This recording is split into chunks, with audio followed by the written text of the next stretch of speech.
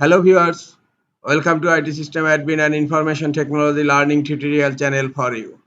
Today in this tutorial I am going to show you how to fix taskbar is overlapping in Windows 11 computer. Sometimes it becomes very important for you, so don't forget to watch full video. To fix taskbar is overlapping in Windows 11 computer, on your keyboard press Ctrl Shift and Escape.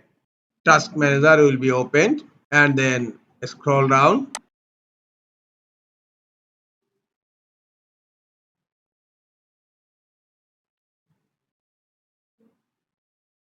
and here you will find a service Windows Explorer.